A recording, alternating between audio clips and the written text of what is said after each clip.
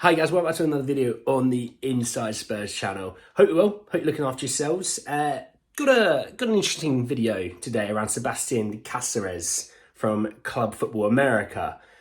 And it's going to be a bit of an understanding as to why Spurs want him. Obviously, I spoke a little bit about him briefly yesterday, but more came out today about him.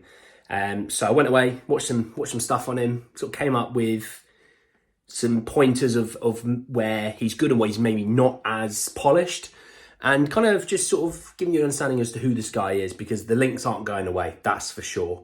Do have a bit of an update around interest in Toni Kroos as well, but you know, we'll come to that in a second. But anyway, hope you're well, looking after yourselves on a Monday, and let's jump into it. So I did a video yesterday and in a video last night I talked about Sebastián Cáceres. And it was from Fanaticos, who put out that Spurs are competing with Fulham, Manchester United and West Ham to sign CF America centre-back Sebastián Cáceres. They want $5 million, £4.1 million for the player, and have already begun looking for his replacement. So then this morning came out from El Universal, who put out that Tottenham want to make defender Sebastián Cáceres their first signing of the January transfer window. Spurs are keen on capturing Caceres as Postecoglou puts his scouting network to use to unearth another gem from outside of Europe. So I said yesterday, look, I don't know a ton about him. I'm not going to sit here and pretend like I do. I was mid-watching the NFL, Patriots lost. Yeah, great.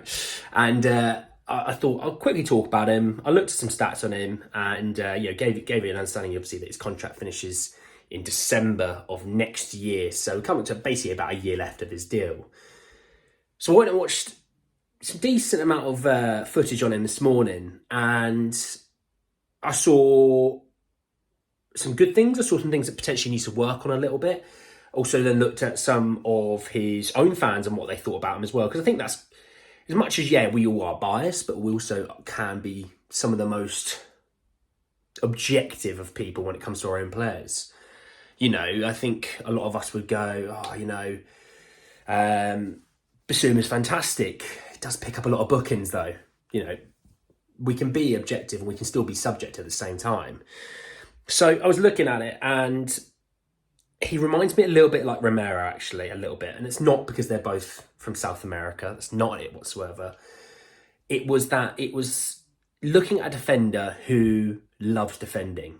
That's all he really cares about, is defending and keeping a clean sheet. And you could tell that from the way he actually was flying into tackles. He was trying to dominate with his own physical presence. You know, yes, he's not the biggest centre-half. You know, you look at a Van Dijk, who's obviously quite a large human being, you know, but, you know, this guy, Caceres, is 6 foot, so he's not massive when it comes to centre-halves. But he's the kind of guy that, you know, loves a goal line block if it needs to be, you know, loves flying into challenges, loves kind of dominating a striker even. The other thing I noticed as well is he's got a great read for the game. Lots of interceptions, lots of blocks. You know, you would maybe describe it as the right place at the right time, okay? Whenever I look at, you know, a Mickey Van der Ven, for example, still quite young, obviously. Mickey uses his pace to make up for, you know, potentially not reading a situation as well as maybe Romero, who doesn't have as much pace, but reads the situation a little bit better and is in the right place at the right time most of the time. Obviously, we're all human, we make mistakes. Kind of like that, that's kind of how I linked him a little bit to like Romero. Likes to fly into challenges, reads their game quite well, you know, loves a block. Doesn't matter if it's, you know, a thunderbolt from distance, he'll put his head in the way. He loves kind of trying to assert dominance. The thing that I noticed, even with what his own fans have said, look, loves to defend. He's a defender first. Then he looks at, you know, the sort of more technicality of playing out from the back. It reminds him, you know, a lot of the Uruguayan fans say it reminds him of Jimenez, you know, the sort of thing. And I can kind of see the Jimenez link a little bit. If you're not sure, Jimenez, he played at Atletico Madrid. So go have a look at him and you can kind of get an idea as to what you might find with Caceres. What I kind of noticed was, yes, he's got a decent long ball on him in terms of, you know, getting it into a striker. And I'm not saying that he just hoofs it long and, you know, you run up the pitch sort of thing, but, you know, actually trying to sort of get past the midfield into the attack, you know, decent long ball on him. But in terms of his playing out from the back, it needs to be developed. And that's what his own fans have also said, yes, he's a defender first. Yes, he's quite physical and, makes a lot of blocks and makes a lot of, clearances and, quite good at defending a high ball. But he also could be improved from playing at the back. And I think that obviously comes from coaching. If any player needs to be developed in terms of playing out from the back or playing through the lines, it doesn't matter if you're a goalkeeper, defender, midfielder, striker. If you've got the right coach, the coach will improve you. And you've seen this season has improved so many of his players. You look at Pedro Porro, leaps and bounds improved. I think Romero's actually improved quite a bit more with Ange in there. Basuma looks like he's improved a little bit. I think Maddison came in as a fresh guy, so did Mickey and Destiny and Vicario. So I'm not going to use them too much for example. I think Pape Matar's improved a lot. I think Kulusevski's regained a lot of form and improved a lot. I think Sonny's improved. Richarlison, we'll see. But in most facets, yes, he improves his players. So there's nothing to say that he can't improve, a guy like Caceres, It's interesting that we're going this route because I've always had this idea of do we go and get an established centre-back to play behind? We technically don't have that unless you count Eric Dyer as that. We obviously brought in Ashley Phillips in the summer from Blackburn.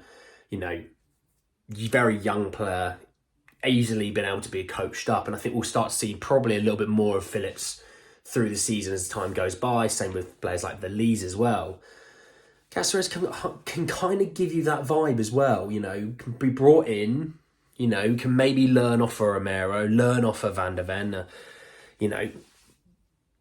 I think it could work. And if, like I said in one of the comments yesterday, 5 million feels like 500 grand only a few years ago, and if it doesn't work out, in reality, it's not a massive loss. It really isn't. If it does work out, it's like a low risk, high reward situation, and I think Caceres would suit what we're trying to do.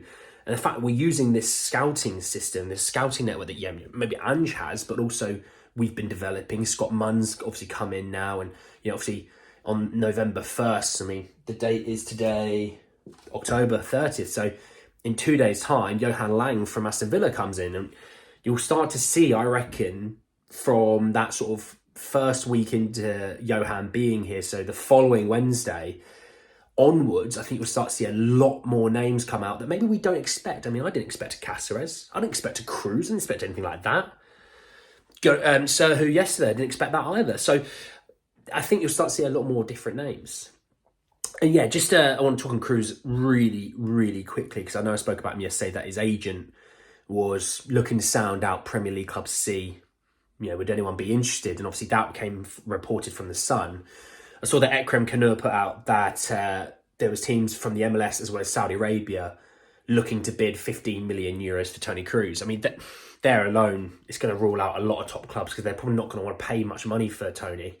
Not to say he's not a good player. I just don't think you're going to get teams wanting to go and spend 15 million euros on a guy who's also on quite high wages for a guy who's coming towards the tail end of his career.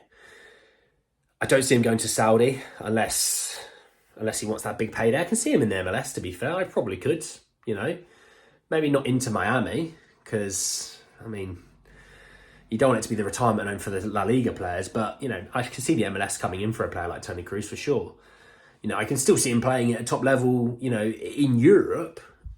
I just don't think it suits a lot of the Premier League clubs and what they're trying to do right now.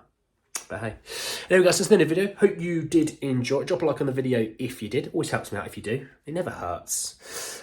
In the comment section, hit me around Sebastián Cáceres. If you haven't had a chance to go have a look at him, go have a look. You can get a couple of YouTube videos. I think it's about 5-6 minutes long. And they tell you a lot about the player himself. Obviously, subscribe to the channel if you are new and hit the bell notification for more. But anyway, guys, that's the end of the video. And I'll see you all very, very soon. Take care, guys.